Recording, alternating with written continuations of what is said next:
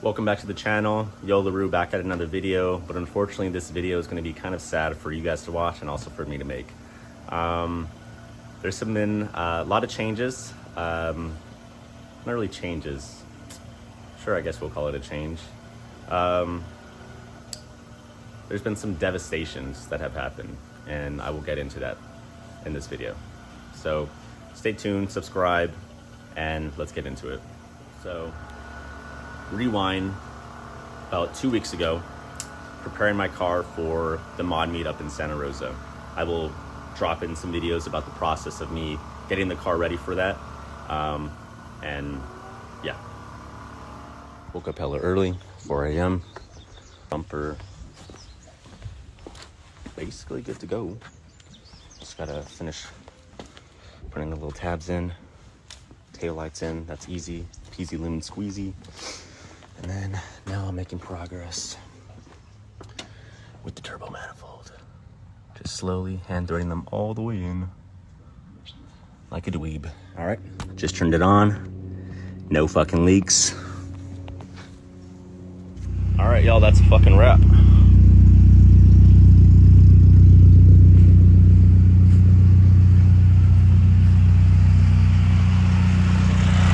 No leaks, everything's good.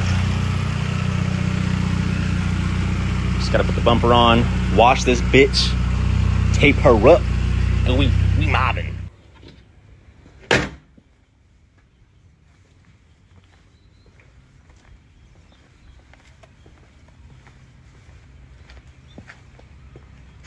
So now that I got the car running, I was really excited. The car was, no exhaust leaks at all. Got the bumper fitted properly. Everything was just going as it should have. Everything was going smoothly for me to make it up to Santa Rosa. So I started to make the drive, and long and behold, something happened. Some of you guys probably already know what happened. Sorry, I'm gonna cut this video. Gardeners across the street are blowing stuff right here. Right. So if you follow me on Instagram, which I do recommend you do, because I do post a lot more on there. I retweet stuff. I repost stuff. I post things about the car, about other things I'm going to be doing in terms of away from the Mark IV and possibly other cars. Stay tuned. But yeah, if you follow me on Instagram and you watch my stories, you already know what I'm going to be talking about. A lot of you may come for my neck and say that I blue rod, or obviously I don't know what I'm doing with these cars, and maybe you're right. Maybe I don't know what I'm doing. But yeah, the motor held up fine. The internals were fine. Nothing blew up in that sense of too much power or rod knock, none of that. But something more devastating happened, I would say. So I'm gonna insert some videos from that day of the drive, going from my house up to Santa Rosa, California. And I'm sorry, it's gonna be cropped a different way since I was using my phone, the normal way and not kind of on the side. So it's going to be cropped, but that way you guys have an idea of what was going through my head when it happened, my optimism or pessimism during the whole process. And yeah, and then we'll rendezvous back here. I appreciate everyone reaching out to me. So yeah, it's nothing that I messed with. I think just the Dashworks fuel pump failed again. So that's pretty frustrating because this pump is like a year old, maybe less than a year old, and it just not priming. The car shut off while I was in gear, 5th gear, going down the freeway. Luckily enough, I was able to get over and pull off to the side, but unfortunately I won't make it to the meet. It sucks, but it is what it is. This is how cars are, and I'm definitely not going to go back with the DW65 pump because fuck them. I love Ali and I love Ryan from with Hellbash Fab, but fuck, they're just so smart with these cars. I'm like, hey, did you check the timing belt? No, I didn't. You should check that. Oh, I will. Dude, what the fuck? It's honestly hilarious because I literally just ordered some fucking coilovers for this fucking thing from Reaction. I was like, yo, all I need are some coilovers for this thing. I'll take it to the track. I'm gonna enjoy the fuck out of it, right? Not the case anymore. But yeah, so I'm gonna be posting a lot more on my YouTube channel. Go ahead and give me a follow on YouTube. I'm gonna be doing a full teardown on this thing to see the damages. That should be fun and a little bit of heartbreaking at the same time. But I also knew I wanted to build a motor anyways, so it's kind of one of those things where it's one thing leads to the other. When I start to build a motor, I am not going to be I'm not going to shoot for the same power that I have right now. Obviously, if I've built a motor, I want to want a little bit more. Let's be honest, I'm going to want a lot fucking more horsepower. So that's going to take some time, but go ahead and give me a follow, support the cause.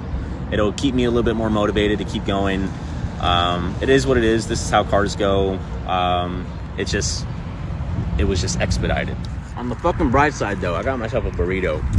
If you're gonna break down or blow your motor, do it next to a fucking taco spot.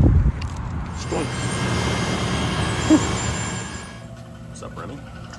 So as you've seen, the last clip was the car getting pulled up on a tow truck in Bakersfield, California. So not very far from my home, which I'm glad I have AAA, so I was able to get it towed. So the car turns, but as you saw from the video, the belt ejecto-cetoed. See that it ripped right there. And like I mentioned, that's very catastrophic for these cars. So what might have happened is a valve might have kissed a piston. I'm gonna insert the photo of Mike Tyson with the two pigeons. Kiss, you know what I mean? So. But with all that being said, obviously the car's not gonna be driving anymore. I've literally bought coilovers for this thing. I was gonna do some install videos on that from a reaction, but that's not gonna happen anymore. Again, excuse the mess it's in here. Anyways, but let's just say that this car won't be driving for a while. But that does not mean I won't be working on the car and doing things. So some of you may know that I do have a short block already in my shed that I'm gonna be taking apart. I gotta buy a engine stand, and then I gotta get a head. I'm gonna go to the junkyard because I highly doubt that this head and motor is gonna be unscathed and fine. So in the process of me taking those things apart, taking it to the machine shop, then I'll start to take apart this car. So it will be a process. It's going to take a little bit longer, and I'm sorry I'm not going to be able to show you guys the car at the track. I really wanted to show you guys that, but you know, things happen. And kind of to talk about a little bit more about what happened, why the timing belt, you know, ripped. Well, the belt ripped prematurely in terms of mileage. So I got the timing belt replaced, water pump replaced, the whole service at 101,000 miles. The car is at 161,000 miles. But we have to take into account that although mileage may not be going up over the years, you have to, so if you don't service in the mileage, you have to service within years. And I got the car when I was 15, 16 years old. I'm about to be 25 right now. So that's about 8 to 9 years right there. So within that time frame, the average mileage per year for a car that's driving is typically 10 to 12,000 miles each year. So if you times that by the years that I've had it, that's about 96,000 miles. So it's definitely within that maintenance range of 80,000 to about 100,000 miles for a timing belt. So the years, the car sat for 3 years and only drove about 2,000 miles. And I don't know if this really has any effect on it, but the car does make a little over 100 horsepower more than stock. So with all those factors in place, I do believe that led to the premature in terms of mileage failure of the timing belt. So I was naive, I was stupid. I knew that this timing belt needed to be replaced. Before I made the trip, I saw that it was getting old, and I knew this was gonna be my last trip on it. And I decided to thread the needle, and I decided to push the car. My fault, it is what it is. We all make those mistakes. Sorry, I'm drinking my coffee, it's in the morning. You can see I probably have bedhead. Thought I'd make the video because I started seeing comments about updates on the Mark IV, started seeing you guys started following me a little bit more, and I thought I'd give you guys a little update video about what's happening. Let me sip this really quick. Colombian coffee.